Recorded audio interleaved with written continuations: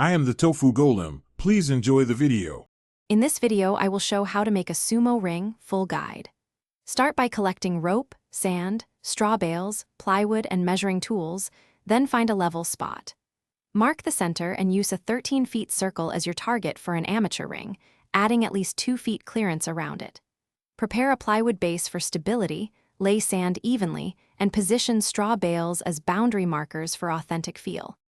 Create a sturdy base by joining plywood sheets and securing seams, then cover the platform with 3 to 4 inches of sand for proper cushioning. Compact the sand to eliminate soft spots and rake it smooth to a uniform surface that supports stable footing. Check for level across the entire platform and adjust sand thickness where needed to keep the ring even and safe for practice and matches. If you are finding this video helpful, please subscribe and like for more guides.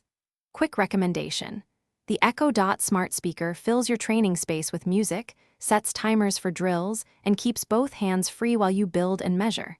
It's a handy addition for practice sessions and casual bouts, and it pairs well with outdoor workshops. Check the description for the link and other deals. Now let's get back to the video.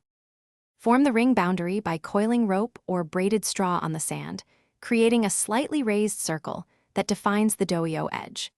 Position straw bales or padded markers around the perimeter as safety buffers to absorb falls and prevent injury.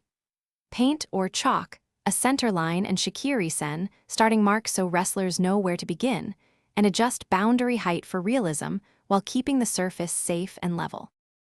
Thanks for watching. Consider subscribing if we helped you today.